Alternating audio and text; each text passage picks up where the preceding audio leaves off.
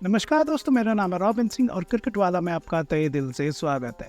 तो इस वीडियो में आज हम भाइयों बात करेंगे अफगानिस्तान वर्सेस बांग्लादेश, जो मैच होने वाला है वर्ल्ड कप का तीसरा। उस मैच के लिए हमारी ग्रैंड लीग की टीम क्या होने वाली है। तो इस वीडियो में मैं आपको ग्रैंड लीग की टीम बताऊंगा, अपने फिक्स प्लेयर जो मेरे साथ होने वाले हैं वो बताने वाला हूँ, और 4 जो है ट्रम्प प्लेयर भी आपको बताने वाला हूँ।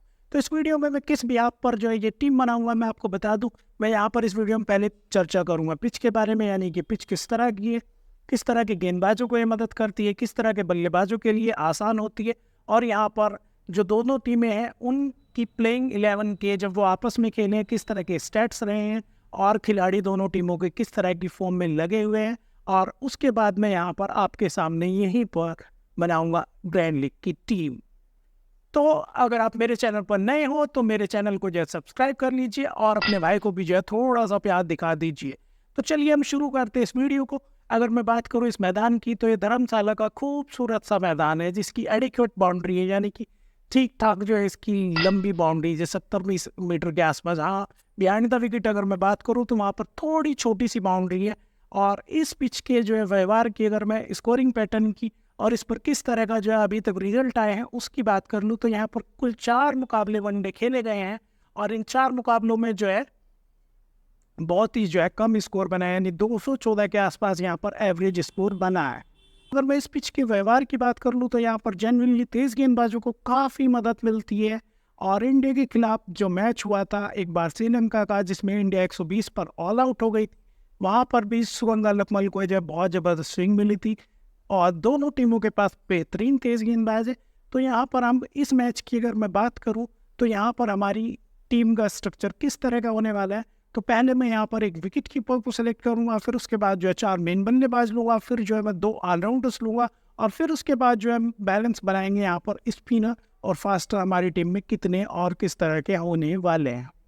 तो अगर मैं बात करूँ दोनों टीमों की प्लेइंग 11 की, तो मैं यहाँ पर शुरू करना चाहूँगा बांग्लादेश की प्लेइंग 11 से। तो बांग्लादेश की जो प्लेइंग 11 है यहाँ पर उसके कप्तान है साकिब उल हसन। और बांग्लादेश की टीम फिलहाल जो एशिया कप खेल के आ रही है, ठीक ठाक फॉर्म में है, और इंडिया में खेलने का उनको जो है बहुत सारा तजर्बा है। तो बांग्लादेश की अगर टीम की मैं बात करूँ तो वहाँ पर ओपनर होने वाला है लिट्ठन दास के साथ में मेहंदी हसन मिराज। तो लिट्ठन दास जो है अभी वापसी की है एशिया कप में भी, और बिल्कुल भी फॉर्म में ये बल्लेबाज लग नहीं रहा है। लेकिन मैंने आपको पहले भी बताया था, पहले मैच के लिए भी, कि आप पिछली फॉर्म पर बहुत ज़्यादा मत जाइए। ये वर्ल्ड कप का टाइम है, और यहाँ पर जो है पुराने जो खिलाड़ी होते हैं, जो एक्सपीरियंस खिलाड़ी होते हैं, जो वर्ल्ड कप या बड़े इवेंट के दौरान रन बनाते ही बनाते हैं। आपने पहले मैच में देख लिया, अब जो दूसरा मैच पाकिस्तान वर्सेस नीदरलैंड का होने वाला है वहाँ पर आप देख लीजिएगा। और मैं आपको अभी से बता रहा हूँ कि इस वर्ल्ड कप में विकेट कीपर बल्लेबाज बहुत इंपॉर्टेंट होने वाले हैं। 60 से 70% मैचों में जो है विकेट कीपर का बहुत इंपॉर्टेंट रोल होने वाला है। तो इस मैच के लिए दोनों ओपनर्स हैं यहाँ पर मेहंदी हसन मिराज और लिट्ठन दास। तो लिट्ठन दास की अगर मैं फॉर्म की बात कर लूँ तो 9 मैचों में 378 रन बनाए हैं इन्होंने अफगानिस्तान के खिलाफ 47 के एवरेज से, यानी अफगानिस्तान की गेंदबाजी इन्हें पसंद आती है, और मुझे लगता है इस मैच में वो 50 का स्कोर तो बनाएंगे ही, अगर पहले जो है यहाँ पर बांग्लादेश को बैटिंग का मौका मिलता है तो इम्पोर्टेंट प्लेयर है, इनको मैं रख लूँगा। उसके बाद बात करते हैं दूसरे खिलाड़ी की, वो है मेहंदी हसन मिराज। तो मेहंदी हसन मिराज जो है बहुत ज़बरदस्त ऑलराउंडर है। इंडिया के खिलाफ सीरीज हुई थी, वहाँ सेंचुरी इन्होंने लगाई, एशिया कप में इन्होंने सेंचुरी लगाई, प्रैक्टिस मैच में इन्होंने सेंचुरी लगाई, और बहुत ज़बरदस्त गेंदबाजी भी करते हैं, अच्छी लेग स्पिन गेंदबाजी करते हैं, बहुत इंपॉर्टेंट प्लेयर हैं। और अगर आपको सिलेक्शन में दिक्कत हो रही है आप किसको ले ओपनर में, तो मेहंदी हसन मिराज को भी आप ले सकते हैं। ये डेफिनेटली जो है ग्रैंड लीग के लिए मेरे ट्रम्प प्लेयर होने वाले हैं। उसके बाद अगर बांग्लादेश के खेमे से तीसरे बल्लेबाज की बात कर लिया है, तीसरे नंबर पे कौन खेलने वाला है, तो वहाँ पर आपको खेलते हुए दिखेंगे नजमुल हसन सेंटो। सेंटो की भी अच्छी फॉर्म लगी हुई है, एशिया कप में काफ़ी रन बनाए हैं, हालांकि प्रैक्टिस मैच में वो ज़्यादा कोई खास कर नहीं पाए। अगर मैं देखूँ इनका बांग्लादेश के खिलाफ रिकॉर्ड, तो 6 मैचों में 141 रन बनाए हैं, 37 का इनका एवरेज है। लेकिन मैं हाल फिलहाल की बात करूं तो बांग्लादेशी टीम में नजमुल हसन सेंटो की फॉर्म सबसे तकड़ी है, और इसी के साथ साथ हरदोई की बात कर ली जाए तो वो भी बहुत तकड़ी फॉर्म में है। यानी कि फर्स्ट डाउन का ये बल्लेबाज बहुत इंपॉर्टेंट है, इन पे आप नज़र रखिए। बाकी मैं आपको ग्रैंड लीग की जब टीम बनाऊंगा तो बता दूंगा मैं कौन से खिलाड़ी रखने वाला हूँ। अगर चौथे नंबर के बल्लेबाज की बात कर ली जाए तो एज यूजुअल यहाँ पे साकिब उल हसन आपको खेलते हुए दिखेंगे। ये जो साकिब उल हसन है वो इंडिया में खेलने वाले बाहर के, मुझे ऐसा लगता है पूरी दुनिया के सबसे ज़्यादा एक्सपीरियंस इन्हीं को है इंडिया के अंदर खेलने का, और बहुत इंपॉर्टेंट प्लेयर होने वाले हैं। और इस मैच के लिए अगर मैं प्रेडिक्शन कर दूं तो मुझे लगता है कि इस मैच में कम से कम वो 2 विकेट लेंगे और 35 से 40 रन बनाते हुए पहले बल्लेबाजी करते हुए मुझे दिख रहे हैं। इंपॉर्टेंट प्लेयर होने वाले हैं और ग्रैंड लीग में आप वाइस कैप्टन के लिए इनके साथ जा सकते हैं। बाकी मैं आपको बताऊंगा कि मेरे वाइस कैप्टन और कैप्टन कौन से होने वाले हैं। उसके बाद मैं अगर अगले खिलाड़ी की बात कर दूं तो ये है तोइज हृदय। इम्पॉर्टेंट प्लेयर है बांग्लादेश के, सबसे ज़्यादा रन बना रहे हैं पिछले 1 साल से बांग्लादेश के लिए। मिडिल ऑर्डर में बहुत ही टेक्निकली साउंड बल्लेबाज है, बहुत संभल के खेलना चाहते हैं और स्पिनर्स को बहुत अच्छा खेलते हैं और पूरी इनिंग को जो है चलाए रखते हैं। यानी कि जो सिंगल डबल करते रहते हैं, वो बहुत ज़्यादा प्रेशर अपने ऊपर लेते नहीं हैं और जब भी खराब गेंद मिलती है तो उसको बाउंड्री के पार भेज देते हैं। यानी कि बहुत ही काम और कंपोज बल्लेबाज है। और इस तरह के बड़े टूर्नामेंट में आपको उसी तरह के बल्लेबाज पर दांव लगाना चाहिए जो टेक्निकली बहुत साउंड हो और जो मेंटली बहुत स्ट्रोंग हो, यानी कि प्रेशर की सिचुएशन में भी अच्छा खेल सकता हो। तो हृदय एक इम्पॉर्टेंट प्लेयर है। और मैं अगर फिक्स प्लेयर की बात करूं बांग्लादेश टीम से, वो कौन सा होने वाला है मेरी टीम में, तो वो हृदय होने वाला है। आप इनको स्मॉल लीग में और ग्रैंड लीग में दोनों में ट्राई कर सकते हैं। और अगर मैं बात कर लूँ यहाँ पर कि उनका रिकॉर्ड क्या रहा है अफगानिस्तान के खिलाफ, तो वहाँ भी उनका रिकॉर्ड बहुत ठीक नहीं रहा, लेकिन आज के टाइम में उनकी फॉर्म बहुत तगड़ी है। तो ये इंपॉर्टेंट प्लेयर होने वाले हैं। अगर मैं उसके बाद बात कर लूँ छठे नंबर पर, तो यहाँ पर आपको खेलते हुए दिखेंगे मुशफिकुर रहीम। और ये रहीम जो है बहुत ही ज़बरदस्त खिलाड़ी है, लेकिन आज के टाइम में इनकी फॉर्म जो है बहुत बेहतर नहीं है। और इस मैच के लिए मुझे लगता है कि वो तभी आपके लिए यूज़फुल हो सकते हैं कि जब बांग्लादेश पीछा करते हुए वहाँ पर दिखे। तो इम्पॉर्टेंट प्लेयर है लेकिन फॉर्म इम्पॉर्टेंट नहीं है। लेकिन अगर मैं उनके परफॉर्मेंस की भी बात कर लूँ बांग्लादेश के अफगानिस्तान के खिलाफ, तो 14 मैचों में 377 रन बनाए हैं उन्होंने, 457 रन बनाए हैं और 35 का एवरेज। यानी इंपॉर्टेंट प्लेयर हो सकते हैं उस सिचुएशन में जब बांग्लादेश यहाँ पर एक टारगेट का पीछा करे। तो इनको जो हम अपनी टीम में नहीं रख रहे हैं। उसके बाद अगर हम अगले बल्लेबाज की बात करें तो वहाँ पर आपको दिखेंगे महमूदुल्लाह। और महमूदुल्लाह ने काफ़ी टाइम बाद यहाँ पर वापसी की है और इस मैच के लिए मुझे लगता है खेलने वाला है महमूदुल्लाह यहाँ पर। बहुत ही इंपॉर्टेंट प्लेयर है। गेंदबाजी की बात करते हैं तो गेंदबाजी भी की है। इनकी टीम में साकिब के बाद सबसे इम्पोर्टेंट प्लेयर है, यानी सबसे एक्सपीरियंस प्लेयर भी है। 5,000 के करीब वनडे इंटरनेशनल में इन्होंने रन बनाए हैं, 80-82 जो है इन्होंने विकेट भी लिए। यानी गेंदबाजी भी करते हैं, बल्लेबाजी भी करते हैं और आखिर के टाइम में जो है अच्छी लंबी खासी हिटें भी लगा लेते हैं। बहुत टाइम बाद वापसी कर रहे हैं, एक इम्पॉर्टेंट प्लेयर ये हो सकते हैं। उसके बाद मैं अगर बात कर लूँ बांग्लादेश के सबसे इम्पोर्टेंट प्लेयर्स की, तो वहाँ पर आ जाते हैं उनके ऑलराउंडर्स। और ऑलराउंडर्स में भी अगर मैं बात करूँ तो यहाँ पर आएंगे आपको मेहदी हसन खेलते हुए दिखेंगे और नसूम अहमद। इनमें से एक खिलाड़ी आपको खेलता हुआ दिख सकता है। कल के मैच के लिए मुझे लगता है कि मेहदी हसन यहाँ पर खेलेंगे। और मैं इनकी रिसेंट की फॉर्म की अगर बात कर दूँ तो इन्होंने 13 रन बनाए, कोई विकेट नहीं लिए, 17 रन बनाए, 3 विकेट लिए, फिर उससे पिछले मैच में भी 3 विकेट लिए। यानी कि बहुत ही अच्छी फॉर्म में है और यहाँ के पिच पर ये लेग स्पिनर बहुत ही कमाल का हो सकता है। यानी कि अगर बांग्लादेश बाद में गेंदबाजी कर रहा है तो इम्पॉर्टेंट पिक होने वाली है।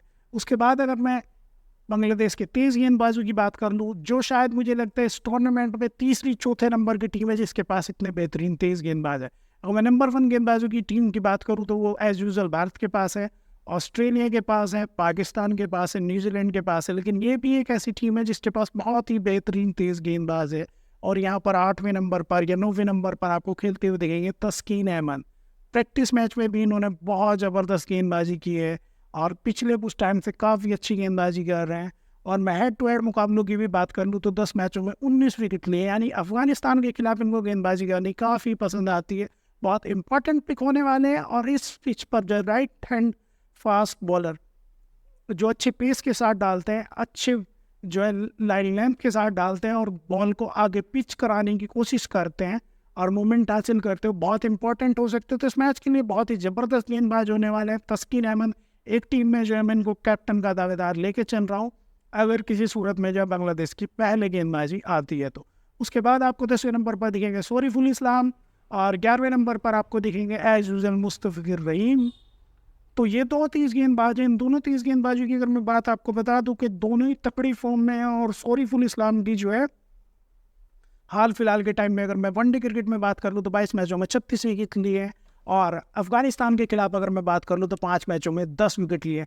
बहुत अच्छी फॉर्म में चल रहे हैं। इंडिया के खिलाफ भी जब एशिया कप में मैच था तो अच्छी गेंदबाजी इन्होंने की थी, और यहाँ भी मुझे लग रहा है इस पिच पर एक तो ये स्विंग पे बहुत ज़्यादा जो है रिलाई करते हैं, यानी बॉल को आगे पिच करने की कोशिश करते हैं, मूवमेंट हासिल करने की कोशिश करते हैं, लाइन लेंथ बहुत एक्यूरेट रहती है, अच्छा खासा जो हाइट की वजह से पेस और बाउंस भी जनरेट करते हैं।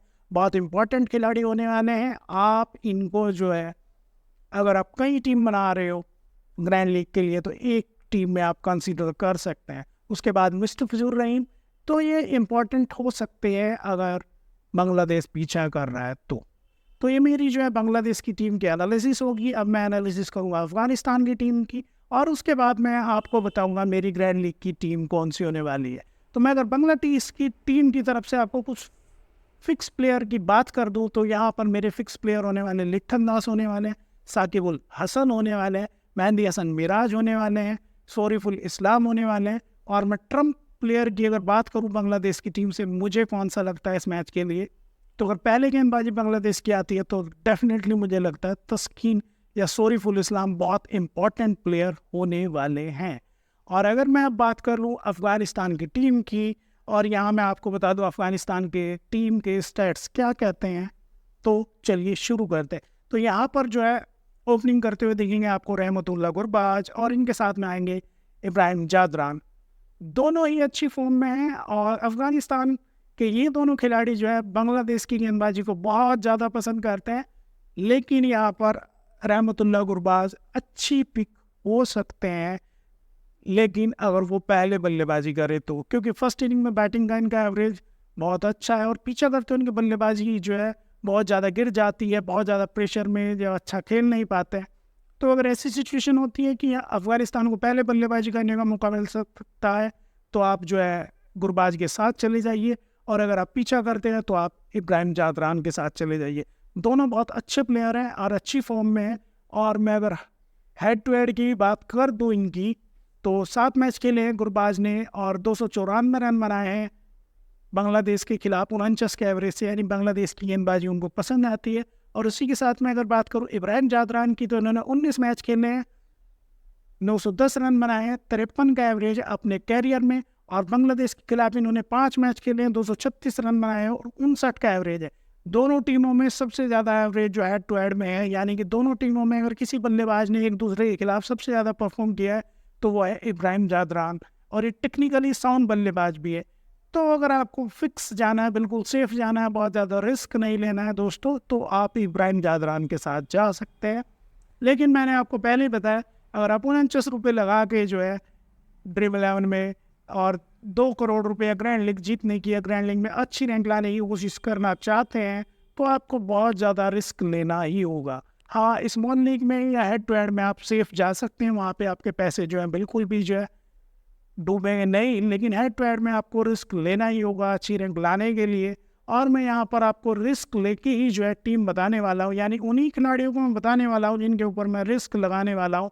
तो यहाँ पर मेरे अगर ट्रम्प प्लेयर होंगे इस टीम से तो गुरबाज होंगे अगर पहले बल्लेबाजी आती है, और अगर पीछा करती है अफगानिस्तान तो फिर मैं इब्राहिम जादरान के साथ चला जाऊँगा। उसके बाद तीसरे नंबर पर दिखेंगे आपको यहाँ रहमत शाह, और चौथे नंबर पर दिखेंगे अजमतुल्ला साहिदी। दोनों इंपॉर्टेंट खिलाड़ी है। रहमतुल्ला शाह इंटरनेशनल क्रिकेट में मुझे लगता है ज़्यादा बढ़िया परफॉर्म करते हैं। बाकी अगर बात कर ली जाए हेड टू हेड की, तो यहाँ अजमतुल्ला साहिदी जो उनके कैप्टन भी है, उनका रिकॉर्ड ज़्यादा बेहतर रहा है बांग्लादेश के खिलाफ। हाल फिलहाल की अगर इनकी फॉर्म भी देख ली जाए तो 59 रन बनाए, 51 रन बनाए, 13 बनाए, 15 बनाए, 0 बनाए। पिछले 5 मैचों में उन्होंने 2 तो हाफ सेंचुरी ही लगा दी है। लेकिन अगर मेरी कोई पिक होगी तो रहमतुल्ला शाह होगी।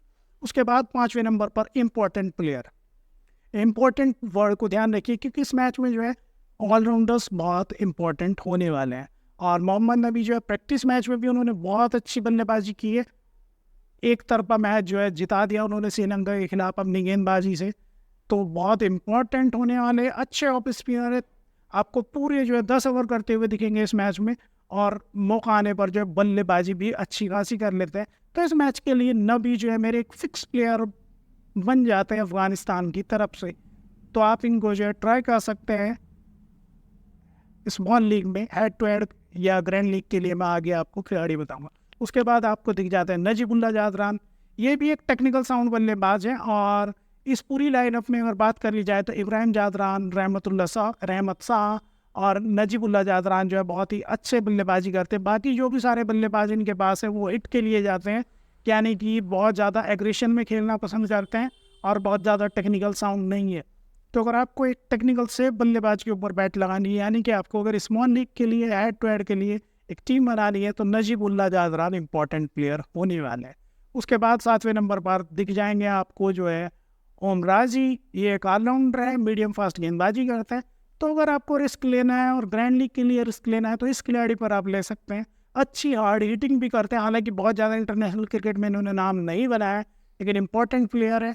हाल फिलहाल के इनके रिकॉर्ड्स की भी अगर मैं बात कर लूँ तो 28 रन बनाए, 1 विकेट भी लिया है, फिर 2 रन बनाए, 56 रन बनाए, 16 रन बनाए, यानी बल्ले से भी काम कर लेते हैं। और गेंदबाजी में भी मुझे लगता है कि 5-6 ओवर यहाँ पर डालने वाले हैं, क्योंकि कल के मैच में बांग्लादेश के खिलाफ जो अफगानिस्तान 2 ही मेन तेज़ गेंदबाजों को उतारने वाला है, तो यहाँ पर इनको 6-7 ओवर भी गेंदबाजी करने का मौका लग सकता है।